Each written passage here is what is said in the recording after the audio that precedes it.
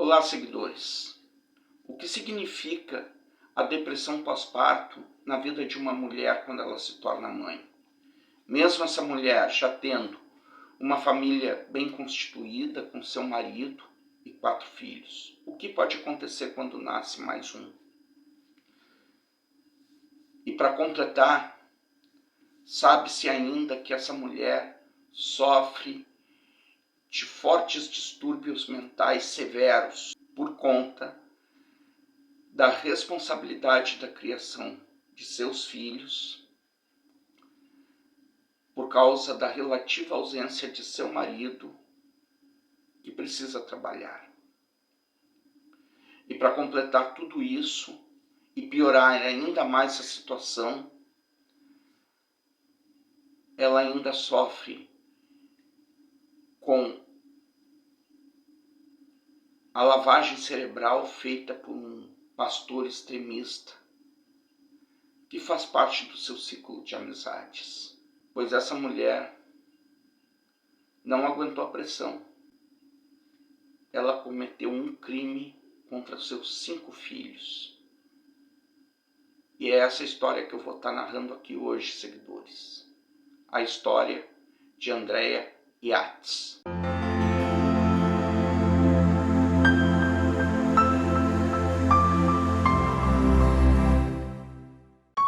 What's your name? Andrea. What's the problem? I just needed to come. Is your husband there? No. Well, what's the problem? Well, I need him to come. I need to know why we're coming, ma'am. Is he there standing next to you? Or she? Or me? Are you having disturbance? Are you ill or what? Yes, I'm ill. You need an ambulance? No, I need a police officer. We're going to bring you some breaking news now out of the Clear Lake area. Houston police say they were called to check out a welfare Andrea scam. has not been charged just yet. We do know that within the last couple of hours, it happened in the house you see behind me here. The father is a NASA engineer. Police say while he was at work, his wife drowned their 5 children. You loved your children. Yes, not in the right way, no.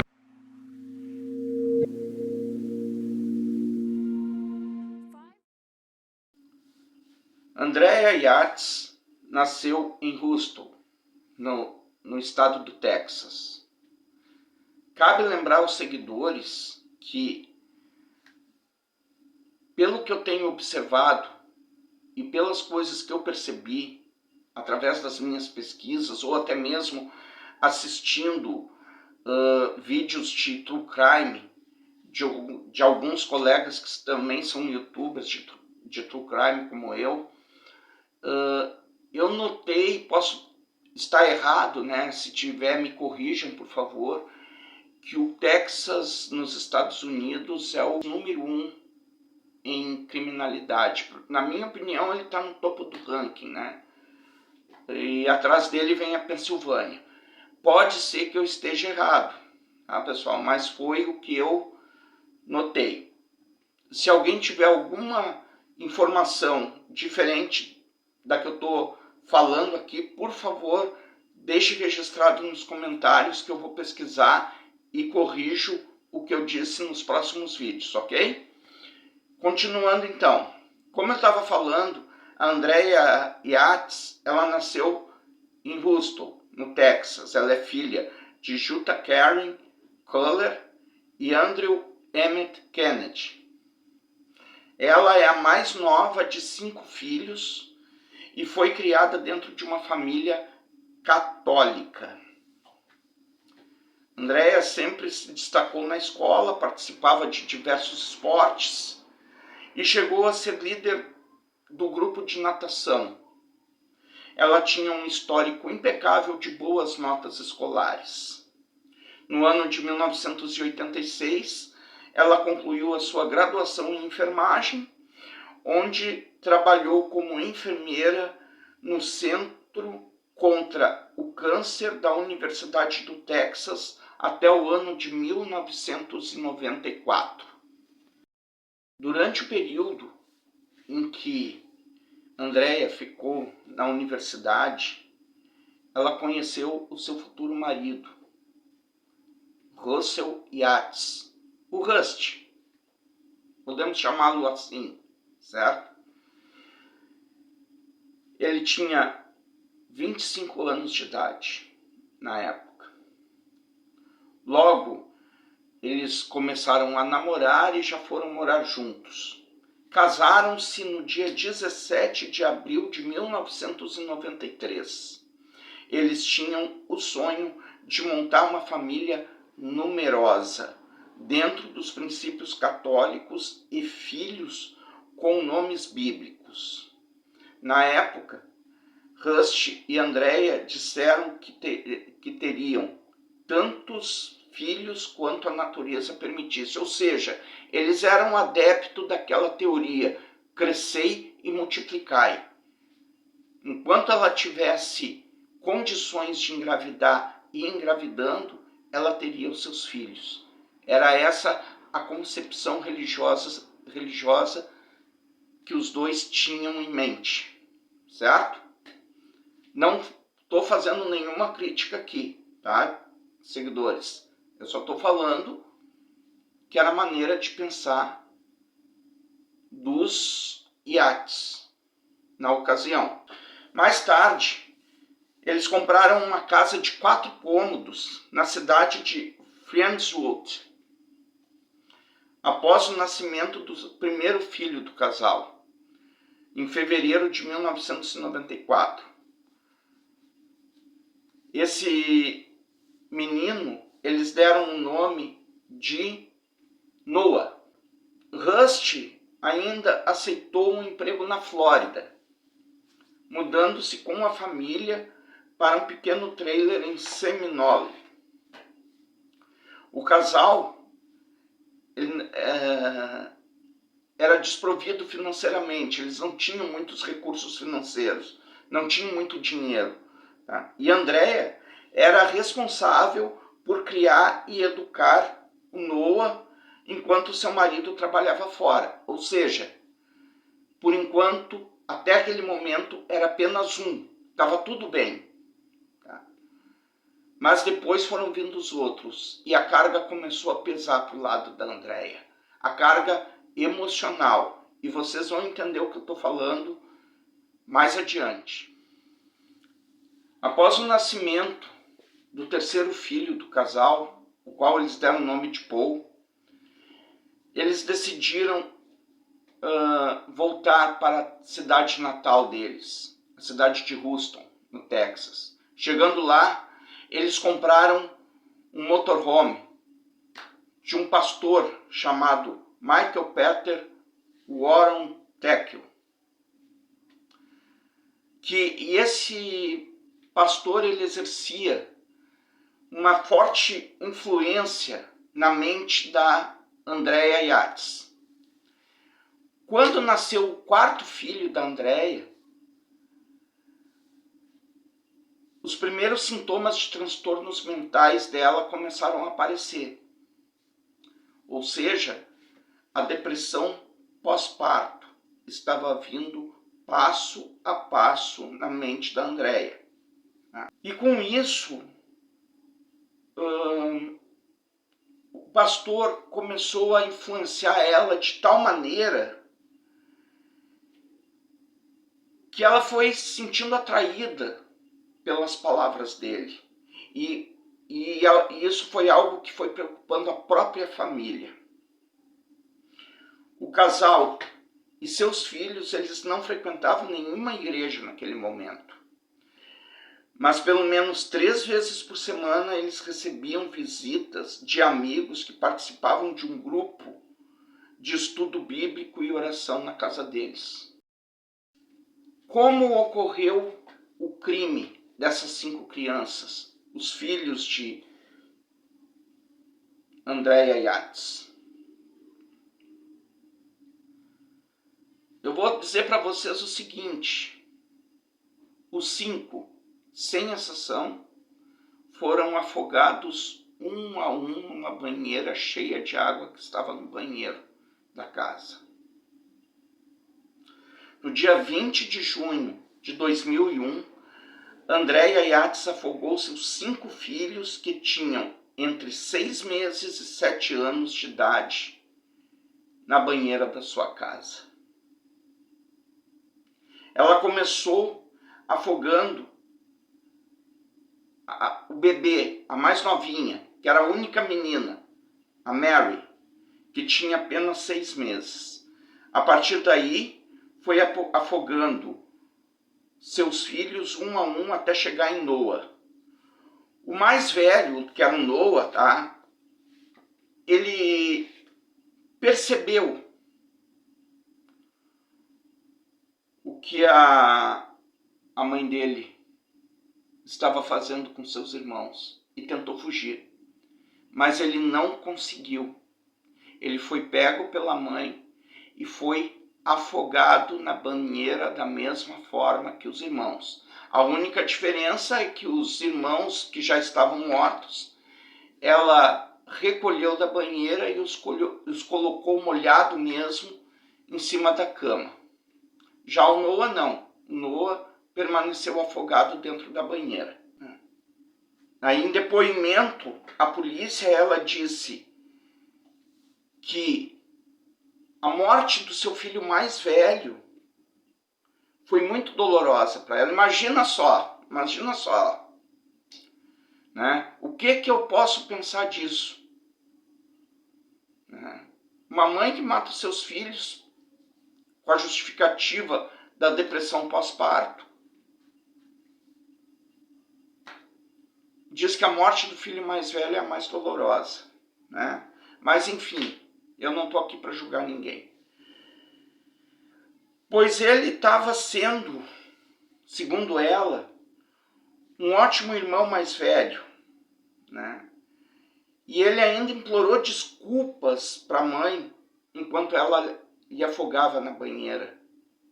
Tudo isso aconteceu, tá? A casa apresentava pegadas molhadas, né? O que mostrou que as crianças perceberam o que estava acontecendo e tentaram fugir. A autópsia revelou que as vítimas tinham hematomas cerebrais, o que deu a entender que elas lutaram por suas vidas e se debateram muito antes de morrer. Curiosamente, o cachorro da família, que vivia solto, naquele dia foi encontrado acorrentado. O que se acredita diante disso é que a Andréia tenha sido tão meticulosa a ponto de acorrentar o cachorro para não ser interrompida na hora que estivesse cometendo o crime. Foi o que eu entendi, certo, pessoal? Logo depois que ela cometeu esse ato de desatino, matando seus 5 filhos dessa forma, ela ligou para a polícia. Na sequência, ligou também para o seu marido, que na época trabalhava como engenheiro da NASA, dizendo e repetindo apenas 3 palavras para ele: está na hora.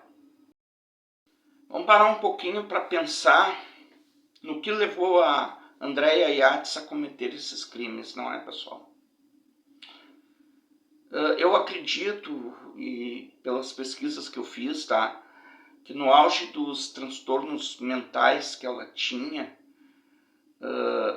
segundo ela mesma falou, né, ela acreditava que os seus filhos estavam sob uma influência de uma força maligna superior.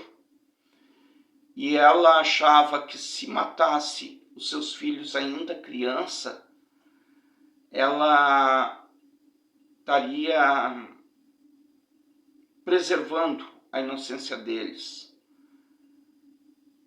E assim vencendo essa força maligna que ela acreditava existir em volta de suas crianças.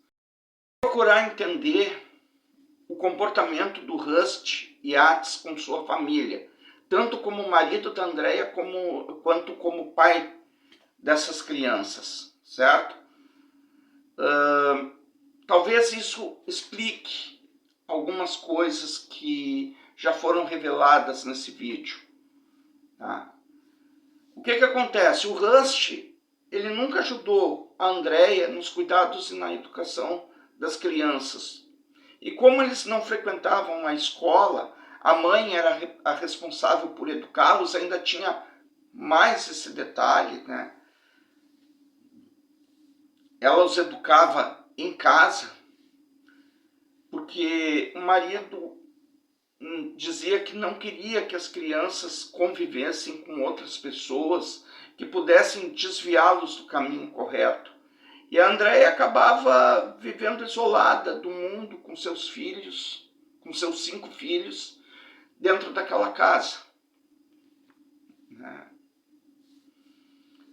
A aderência dos Yates aos princípios do estilo de vida livre, assim, porque eles moravam numa motorhome, eles podiam estar num lugar hoje, no outro amanhã. Isso aí encorajou alguns casais a ter vários filhos, né? E isso aí sempre foi algo importante para o Rust. O Rust, mesmo tendo sido orientado pelo médico da Andrea, começou a deixar sua esposa sozinha com as crianças nas semanas que antecederam aos afogamentos por curtos espaços de tempo, na esperança de melhorar a independência da mulher. Ele disse aos parentes que pretendia deixar Andrea sozinha por 1 hora durante a manhã e a tardezinha, para que ela não se tornasse totalmente dependente dele ou da mãe dela. O fato, pessoal, é o seguinte: o Rust Yates, ele parecia não enxergar a dificuldade que a mulher estava enfrentando, que além dos seus problemas mentais que estavam aflorando dentro dela, ela ainda precisava sozinha cuidar da casa e dos 5 filhos. A mãe de Andrea disse que Rust se orgulhava ao dizer que nunca trocou uma fralda de criança na vida. Após os crimes ocorridos, em março de 2002, o júri negou a defesa por insanidade e considerou Andrea Yates culpada. O tribunal sentenciou Andrea Yates à prisão perpétua, com possibilidade de condicional depois de 40 anos cumpridos em regime fechado. Essa sentença foi revogada em 2005, depois que o psiquiatra Dr. Park Dietz admitiu ter dado um falso testemunho. Ele testemunhou que, um pouco antes dos assassinatos, um episódio da série de televisão Law e Ordem levou ao ar uma mulher que havia afogado os filhos e que tenha sido inocentada por insanidade.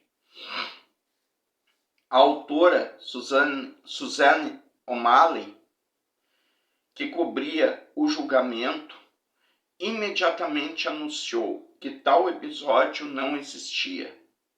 O tribunal de apelação entendeu que o júri havia sido influenciado por aquela falsa declaração e que um novo julgamento seria necessário.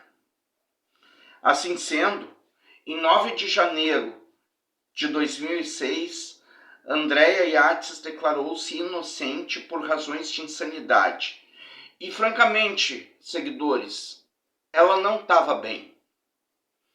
Ela não fez, eu acredito, na minha maneira de pensar, o Milton, do canal Um Navegante Criminal, acredito que ela não estava bem. Ela cometeu um ato de desatino por estar mentalmente doente. certo? Na minha opinião foi isso. Não foi um crime de maldade, foi um crime de doença. Mas vamos em frente. Em 1º de fevereiro de 2006, então, ela foi libertada sob fiança, com a condição de que se internasse numa unidade de tratamento de saúde mental. Em 26 de julho de 2006, depois de 3 dias de deliberações, o júri declarou Andréia inocente por insanidade, como definido pelo estado do Texas. Ela foi, consequentemente, admitida no Hospital North Texas State, em Veneron Campus. E em janeiro de 2007, Andréia foi transferida para um hospital de saúde mental de segurança mínima, em Carterville, também no Texas. Andréia já teve a oportunidade de apelar para voltar a viver em sociedade, e ela nunca fez isso, porque, segundo ela, Andréia se sente bem com a internação. Ela passa a maior parte do tempo pintando e escrevendo cartões. E isso ela acredita e penso também que todos à sua volta igualmente acreditam que seja terapêutico para sua mente. Esses cartões são vendidos pelo correio para a Fundação Infantil, na prisão e no hospital. Finalizando, o seu ex-marido, Rust, pediu o divórcio, que foi concedido em 2005. E ele afirma que sempre culpou a doença dela pela morte dos seus filhos e nunca ela própria. Rust também sempre ligava uma vez por mês para a ex-esposa e a visitava de vez em quando, pelo menos uma vez por ano, para manter um relacionamento cordial com ela. Quanto aonde ele está agora, isto é um pouco mais difícil de determinar. O fato é o seguinte, seguidores, ele se afastou dos holofotes, da mídia, né?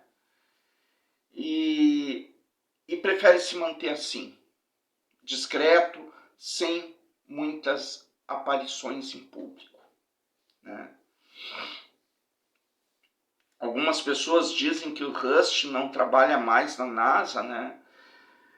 Mas o perfil dele no LinkedIn mostra que ele ainda detém o título de engenheiro de sistema sênior no Johnson Space Center em Houston, no Texas. E, logicamente, né, quanto aos seus relacionamentos, ele se casou novamente em 2006 com uma moça chamada Laura Arnold, que ele conheceu na igreja a qual frequentava. Porém, eles se divorciaram também mais adiante. Foi um casamento que não deu muito certo. Mas eles tiveram um filho juntos. Um menino que hoje em dia está com 15 anos. E agora eu quero estrear aqui com vocês, seguidores, um quadro dentro dos vídeos que eu estou fazendo, tá? É a primeira vez que vamos começar com essa nova modalidade, tá? Que é o Perguntas aos Inscritos. Então, antes de encerrar o vídeo, daqui para frente, eu sempre vou me dirigir aos seguidores, aos meus seguidores, após o relato do caso, para fazer 2 perguntas a eles, para que eles possam me responder através dos comentários e assim irmos interagindo através dos vídeos, certo? Então, seguidores, a primeira pergunta é a seguinte: a Andréia matou seus filhos por depressão pós-parto ou por causa das ideologias de um missionário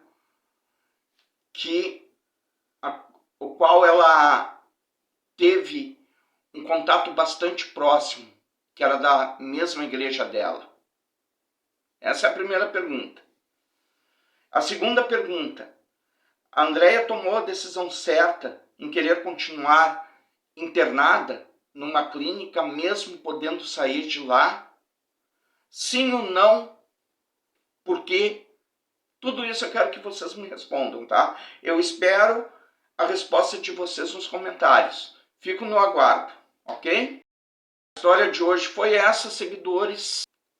Vamos voltar a navegar pelos continentes do mundo até a nossa próxima parada ou próximo vídeo. Não se esqueçam de se inscreverem, quem não é inscrito e caiu de paraquedas no meu canal. Deixem um like, façam seus comentários sempre educadamente, para não constranger os envolvidos no caso. Ativem o sininho para receberem as notificações e não se esqueçam de me seguirem também no Instagram, na página @o Navegante Criminal, tudo junto em minúsculo. Por hoje é só e até a próxima.